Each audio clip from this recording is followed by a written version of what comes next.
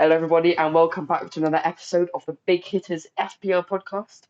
We're back here for a double game week 26, a mega double game week 26 preview podcast. I think it's the biggest game week we've had in ages. 17 fixtures, so we've got a hell of a lot to talk about, from triple captains, bench boosts, everything really. It's going to be a big one. We are the Big Hitters. I'm Noah. I've got Ludo and Jake with me. Hello, guys. Hello. Hello. And without further ado, we should probably take a look at how Game Week 25 went for us. So let's look at Jake first. Yeah, I mean, pretty well. 35 points above average is never bad. Yeah, so I think the Leeds trio kind of saved it for me because it wasn't going too well entirely before, and obviously all three Leeds blanked against Wolves in the first fixture, but then after their 3-0 win against Southampton, well, I had all three players that scored, so Dallas, Rafinha and Bamford. So yeah, not too bad. Dallas really good with clean sheet, goal and all three bonus. Fernandes still going strong, another double figure haul with, I think, was it goal and assist against Newcastle and 3 bonus. And yeah, Bamford, I captained him, wasn't the greatest, but it was a decent captain choice. I was considering going with Rafinha and Dallas as well, so either of them would have been better, but still can't complain. Yeah, Pope did well in goal again, clean sheet and 2 bonus. Kind of disappointed Shaw didn't keep a clean sheet and didn't get an assist, because then he'd be, I think, the fourth United player to get 4 assists in consecutive games. An assist in 4 consecutive games, I think that's right. Yeah, and then Kane blanked as well, which wasn't great. Maddison did pretty well, getting a goal and was it 2 bonus? I think so. But now he's injured, out for a couple of weeks, so that was kind of annoying. But yeah, overall I think I did pretty well. Yeah, Fernandes with probably the worst goal ever, a penalty and a very jammy assist. But anyway, we'll take a look at Ludo's next. Yeah, I mean it was an okay game week, but obviously considering I had taken the hit, not great. 44. Obviously, Leeds to the rescue. Obviously the game week wasn't going too well. I had like 51 points, but then obviously Leeds saved me. Very happy with both Barnes and Fernandes. Obviously Cancelo and Diaz. I mean, everybody expected that clean sheet. Wow. And to be honest, I was disappointed in the Rudiger. Not keeping a clean sheet, which was quite disappointing against Southampton, who have the worst form in the league, against the team with the second best form in the league. So that was disappointing. Other than that, it was okay. Yeah, pretty good. And then finally my week, very similar to Jake's. I think he said most of it, but I did go for the late triple captain option, which I have to say I'm happy with that. Like, not the best triple captain ever, but not a blank, so I'll take it. And then Rafinha and Dallas also doing extremely well. Love that.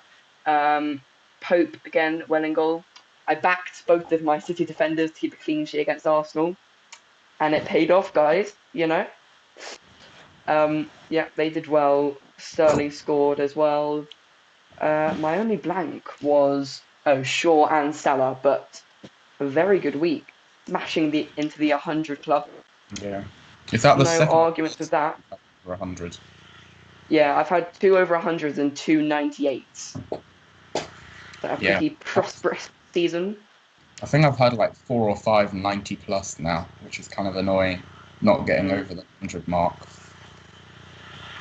I did have quite a lot of points stashed on my bench, though, to be honest. looking at Antonio scoring, Dina keeping an unlikely clean sheet against Liverpool.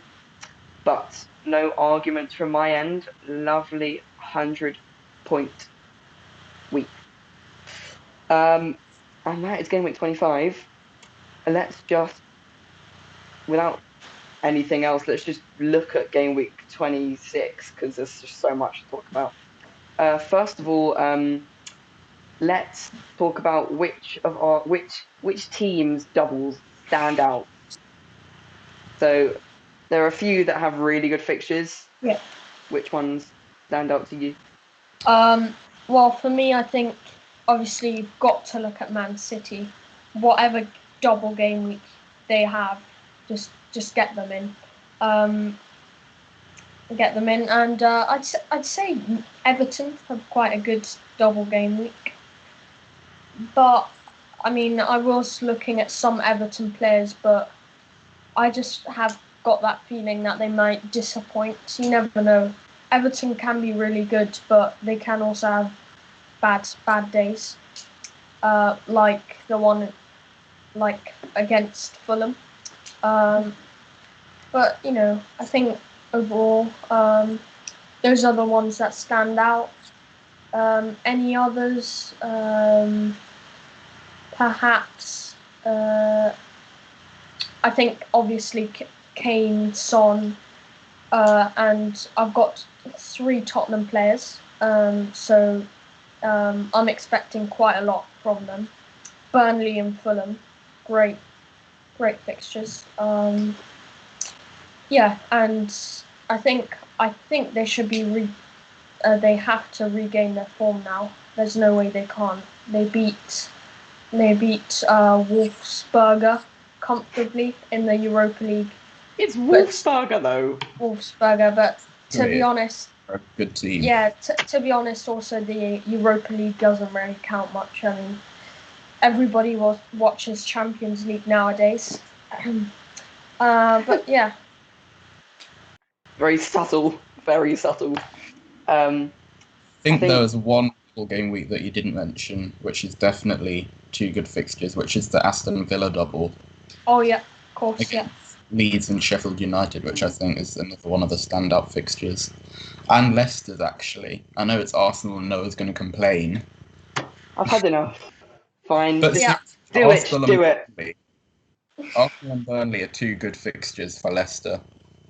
Yeah, I also read that, actually, I'm not sure if this is correct because he was the person who was at Let's Talk FPL actually said, he wasn't too sure though, but this might be the biggest double game week in FPL history. I'm not sure, but I think so. It's a massive double game week. Yeah. And very exciting. You touched on Man City's double there of West Ham and Wolves both at home. A glorious looking fixture double, especially with the form City are in. But there is something to consider, and that is the dreaded Pep roulette. Of course, City in Champions League action last night, playing a very strong team. Gundogan playing 90 minutes, Foden playing 80, Sterling playing 70, Diaz and Cancelo playing 90. How much is that going to affect our precious double game week? I don't think too much, because I think Pep knows who he likes to play. I think Foden will be benched. He's generally, he might get one start in the next 1 or 2 starts in the next 2 double game weeks that City have, but I don't think he'd be he's not normally Pep's first choice. I think Gundogan, he might get a rest, but I think 3 of the next 4 games he'll definitely start. I think Pep Pep knows who he wants to play, and I think Stones was rest, so he should be in the lineup for the next few weeks. Diaz he trusts, so he should be in there as well. Yeah. Cancelo should play as well. I think it shouldn't. Most people generally have the players that Pep week in, week out, so I don't think it'll be too bad. Mm-hmm. Yeah, I think Diaz, and I think obviously Diaz is pretty nailed in. I'm not sure if Stones played yesterday. I don't think so, did he? No. No, he didn't. No. So he might be playing as well, along with Diaz. Really good partnership. And I think he won't necessarily drop Cancelo because obviously he was man of the match. I think he was a contender of man of the match at least. He got a goal contribution. And to be honest, if Pep does want to play Kyle Walker, then he could play Cancelo on the left, just like he did. Just like he did yesterday. But yeah, I think obviously even if they only play one, if Cancelo only plays one game, that's still 6 points, and yeah, it's still pretty good. I've got two quotes here from. Sorry, I've got two quotes here from Pep Guardiola. One of them is about Cancelo. He says, "He's playing really well. As a player with, I'll just do it in my normal accent. He's playing really well. He's a player with huge quality, and his physicality is overwhelming. If tomorrow we were to play another game, he would be ready to play." And then he also said before the match, let me just try and dig it out here. I'm not going to be able to find it, am I? He basically said, he said that the physicality and the quick succession of games and the travelling, he said he's going to have to change 5, 6, or 7 of his players for the weekend. Now that worries me. I mean, to be honest, you've just said two quotes. One saying that, Cancelo's probably going to start every game, and then, there's obviously that worry saying that he's going to... I mean, City have got a strong squad. That's the worry. But to be honest, I think Gundogan could get subbed, but other than that, I think the City defence is pretty nailed on. He wants to maintain consistency, and he wants their chemistry to grow as well. Yeah. Okay then, so we've talked about that. Let's have a look. Something new we've been working on is, apologies for the cringe, but comparison corner. We had 2 comparisons on here. I decided to get rid of one with Maddison's injury. So we'll just look at the one, which I think is probably the biggest shout, the hardest decision out of this week, and it is Kane versus Dominic Calvert-Lewin. We've got the stats here for both of them. Comparison corner on having its debut. Jake, Kane or DCL? Well, I've got Kane in my team for next week, and I'm not thinking of bringing DCL in just because of the hit. I mean, he is a perfectly good option, and he's got the potential double game week in 28 as well. But he doesn't play in 29, which Kane does. So, I mean, it's very balanced. I think you end up having the same amount of fixtures if you choose either one of them. I guess it's just about who you think has the better fixtures, and if you've got the money to go to Kane, and just who you prefer. Yeah, for me, I think it might be... I think it's Harry Kane, because he's very reliable in general.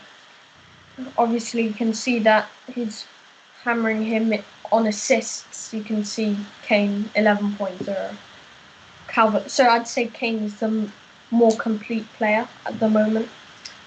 And I don't think Everton playing game week 29 as well, so that's something to think about. Kane does though.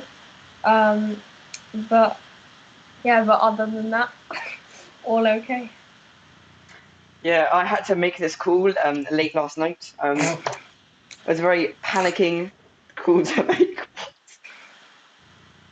It was a very, very, very hard decision to make. I made it in the end, and I went for Calvert-Lewin, mainly because I was 0.1 mil off of Kane. But I had to make that call, and it was not easy, I'll tell you that. My plan for the moment is to go to Kane in 29. I should have the funds for that. That is for a hit, of course, which is not ideal. But I think DCL looks a good enough option, maybe slightly better than Kane for 26, 7, and 8. That's my reasoning there. So, Jake, you said you had Kane already, but wouldn't want to take a hit for Calvert-Lewin. If you were in my excruciating position, who would you have gone for?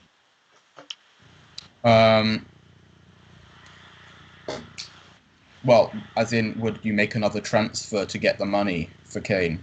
Or if I had the money, who would I go for? Yeah, just on the face of it, let's just imagine 26 only, you've got the money, no hits. Who scores more in 26? Personally, I'd go with Kane. Ooh. I just Very think. Look, I mean, reassuring. you can see his shots. He's got nearly over 20 more shots than Calvert-Lewin. He plays as a deeper striker, so he's also got the potential for assists, which Calvert-Lewin doesn't really get. And obviously, he's a massive goal threat, and on penalties. Ludo? Well, to be honest, if I'm bringing DCL in only for the next 3 to 4 game weeks, then I would just leave it at that. I'm looking at Kane as a long-term option. Obviously, his fixtures are appealing during this period, but yeah, I'd say Kane every day of the week. I think Kane can literally score two goals every game if Tottenham are in good form, depending on Son. But yeah. Okay, nice to know that I made the right decision then. I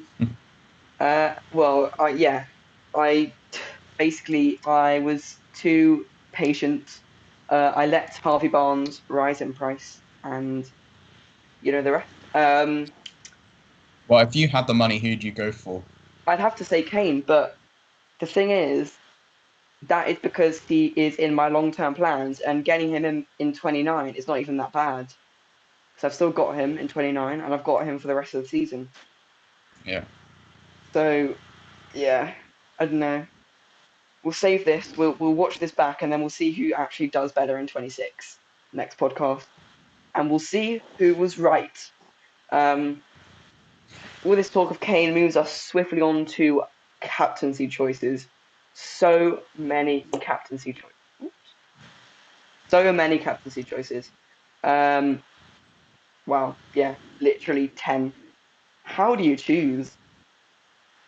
Well, I think personally, I'd eliminate any City players for captaincy, just because of rotation. I mean, I know that's contradicting myself earlier, but you don't really want to risk it. But I guess still anyone in that list is a perfectly good captaincy option. Yeah, I agree.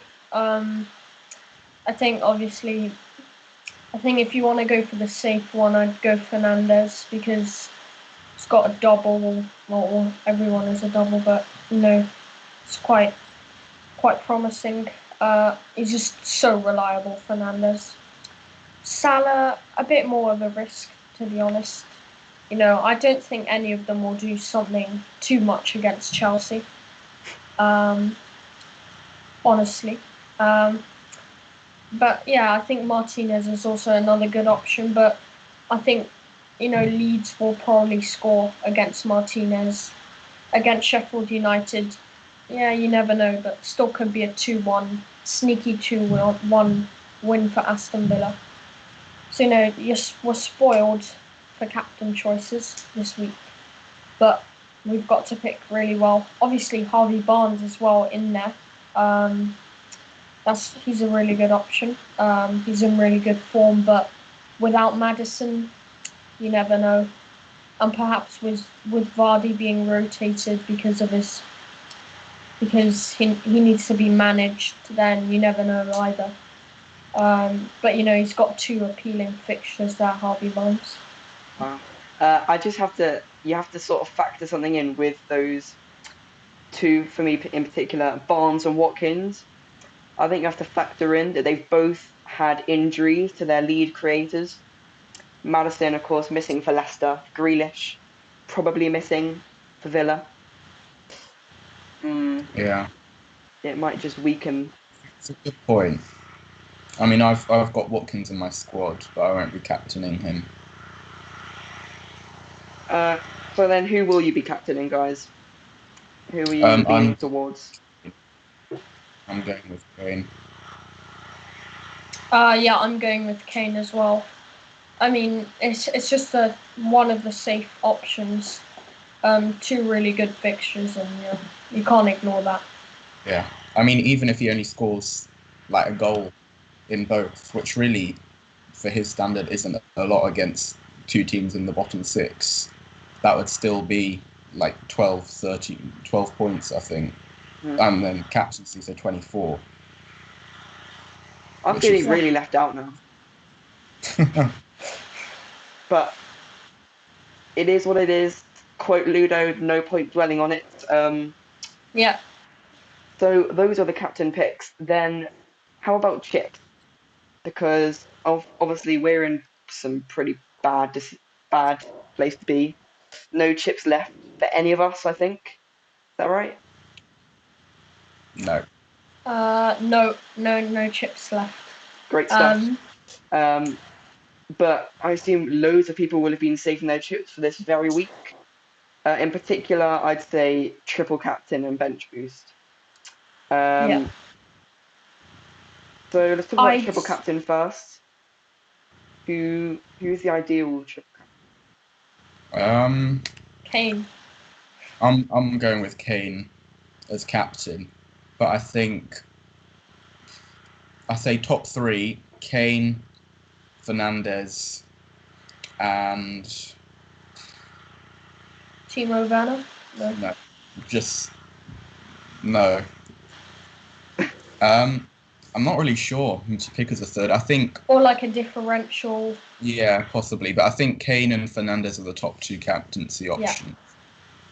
Yeah. Or Son. And then, so let's imagine you've got both. You've got both your bench boost and your triple captain. Which one do you think better to play this week? Well, it depends if you've got any players with double game weeks on your bench. If you had, I'd say, two or more on your bench, then I'd do bench boost. But otherwise, I'd probably go with triple captain. Yeah. Then, Same. Okay, then I think it's that time of the show where we should reveal our own teams, our chipless teams, unfortunately. And I'm first up here, so as it says there with exclamation marks, I have taken a whopping 12 hits, which is for the future. I'm just going to leave it at that. Yeah, I was really stressing over this. And although it's a good looking team, I've given myself a ridiculously horrible benching headache because now I've got three leads sitting on the bench, all of whom could Google. It's just, you can't really like bench a doubler, can you? No, I know. But I mean, Yeah. Bamford scored a hat trick last time out against Villa. Oh, stop saying these words. Yeah, I mean, I've got Bamford, and the only person who I could replace is either for Rudiger or Gundogan. But but it's quite a headache to have, to be honest. And then so I did the downgrade from Sterling to Gundogan to free up funds for Calvert-Lewin and eventually Kane. I also went the pretty easy swap of Maddison down to Barnes, nice and easy, 0.3 mil saved, a very good player gained. And yeah, no more transfers for me this week, or hopefully the rest of the season. No more transfers. Sorry, no. I'm taking 2 more 4 hits, I reckon, but I'm trying to cut down on the hits, basically. And yeah, I've got the captain on Fernandez, but I could easily switch to Harvey Barnes or Calvert-Lewin. I'm really not sure at the moment, but that is my team. Ludo next. Well, this might surprise you. Oh, it hasn't got any bullet points. Well, I mean, to be honest, it shows that I'm speechless. I have not taken a hit. I mean, this might sound ridiculous, but this is the first time since game week 1 that I have not taken a hit. Obviously, excluding wild cards and everything else. Kind of depressing. To be honest, I wouldn't be surprised if you found a way to take a hit using a wild card. No, but to be honest, I'm very happy with that. You can see quite a solid team, to be honest. Yeah. Obviously, in real life, I've got Rudiger playing instead of Grealish. Because I just think that, Rudiger, I think just keeping a clean sheet against Atletico Madrid in the Champions League, it just gains confidence to all the Chelsea defence. They all gain confidence. But yeah, solid team. I'm very happy about that. Very happy that I've not taken a hit. I've not even used a free transfer. So wow. I'm so proud. And next week I'm gonna have 2 free transfers. So you can't. I mean, I'm just so happy. What I will say, just to really annoy you, is it puts the 44 hit you took last week in perspective. Let's just say. But no, a very strong team. I am expecting 100 points. 100 points without a hit, I'll be happy. And also a very strong bench there. I'd say that's a bench boost worthy bench. Yeah, I think I'm not sure whether to play Rudiger or Bamford. I'd personally go with Bamford. Yeah. I think playing Rudiger, Liverpool and United. Yeah, to be honest, yeah, I probably will. But I've got a really strong bench, and I'd be probably using bench boost if not. But yeah. Okay then, and finally Jake's team. So I've got, well, actually this photo is not updated. I've now gone Maddison down to Barnes, so that's now a 4 hit because I've also brought in Martinez for Pope. But I did that after his price rose, so I'm slightly annoyed at that. But otherwise, I think it's all right. So I'm playing Bamford over Shaw, which I'm still not convinced about, just because I don't think I can bench him against the team that he's got a hat-trick against. And United really aren't good at keeping clean sheets, and we've got a tough fixture in there. So I think Bamford might be a better option, even though he only has 1 fixture. So I'm captaining Kane. I've also got Watkins up top. I think I've got a pretty strong midfield in now Barnes, Salah, Gundogan and Fernandez. And then double up City defence, Stones and Diaz. And Digne, who I think is a really good option, who we haven't actually talked about, because he's got loads of attacking potential. He's got lots of assists, and he's got 2 good fixtures. So I think he's a really good option. Yeah, so I think I've got a pretty strong team there. Recently signed a new contract as well, Luca Digne. Interesting you've benched Shaw, but I guess, as you said, United defence not reliable. Coming from a United fan, I respect that. And then final thing in the show is to take a look. Oh, sorry, I forgot about this. We, as the big hitters, have launched our own fantasy account in order to conquer the world. And this is our first week, obviously. So free, unlimited transfers. And we're going straight in there with a bench boost. So when you click on the highest points total on your fantasy app, that will probably be us. So watch out for that. Big hitters coming to the top. Yeah. To be honest, on the it team. is a pretty good team. Yeah. We've got a chance. Yeah. Yeah. I think.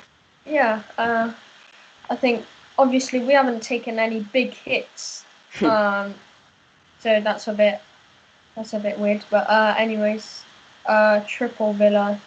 Mhm. We've gone for Calvert-Lewin captaincy. I think in order to get the best in the world, you've got to do something that the others don't do. But yeah, I think, is that Barnes? Yeah, we've got Barnes as well. Not sure about Gundogan, but other than that, solid. Yeah. Sorry, we've got only 2 Man City players. Oh my god. Oh no. Wait, I think why we're gonna. Mohamed in there? Because he's a cheap Aston Villa cover. Because Matty Cash is injured, hence El Mohamedi's Okay. pool. What about that target? We can't afford him, Jake. Money is tight. I'm very sorry. Okay, and then the last thing we've got for the show is our perfect Game Week 26 11. You guys have voted for your players on Twitter and Instagram. Time to reveal them. Starting off with goalkeeper, pretty obvious choice here. FPL hero, Emi Martinez. Lovely fixtures, those. Got a back three. Predictions? Diaz, Cancelo, Digne. Yeah, I'm going. It's like you read the PowerPoint. I didn't. It's exactly the same as my defence. Actually, no, it's not. Other than Cancelo. That's quite a expensive defence, to be honest. 6.1, 6.1, 6.1. I'm very, very tempted by Cancelo because he played really, really well last night, and you could see how forward he was. I mean, he's playing almost. Have you not got him, Jake? Attacking midfield. No, I've got Stones instead. Same. Oh. Then yeah. Wait, I'm the only one with Cancelo then. Wow. I'm the only one with Calvert-Lewin, so you know differentials. Midfielder running out of time. I'm the only one with Dunn. Dunn? You've got Dunn? No, joking. Oh no. Midfield, we're just gonna reveal it because we're running out of time. Sorry? We need to captain Jimmy Dunn. My dad did the other week. Yeah, that's the midfield. Got Harvey Barnes, Salah, Bruno, Gundogan. That midfield just stays the same, doesn't it? Except for Harvey Barnes. Yeah. We've got that triple vice on. I think we'll be seeing Gundogan go away. But it appears we've got the names mixed up. So Mo Salah does not play for United. Fernandes does not play for Liverpool. Just imagine those are switched around. Slight technical error on our part, but we'll ignore that. Wait, so it's on Fernandes or Salah? Fernandes. Fernandes. Yeah. Judge by the picture, not the text. Okay. And then up top, we've tripled the main man, Harry Kane. And Richarlison is not 6.9 mil, and he's also a very interesting differential. Thoughts on Richarlison? Indeed. A big differential. Yeah, I think now Calvert-Lewin's back, maybe he won't get as many goals. He scored in the last 2 games, but. I know, yeah, it's interesting because he was voted ahead of Ollie Watkins, Jamie Vardy, Patrick Bamford. So the public have spoken and they've given us some very differential picks there. So that's our team and that is our podcast, I believe. So we'll wrap it up there, of course. Thank you very much for listening. Go on. The Big Hitters League. Oh yeah. Should we save that for the stream? Sure. Save that for the stream, yeah. But it's getting hot up at the top. A reminder to join the Fantasy League. The code up, as you can see, is 01TOQK. Thank you for listening. We'll be coming to you live with a deadline stream with a very special guest. Unfortunately, Ludo can't make it. But we've got a special guest. We'll be talking about fixtures. We'll spotlight a fixture there. We'll talk about captains and team news. So make sure you tune into that live stream Saturday morning ahead of the deadline. That's Double Game Week 26. Bye bye.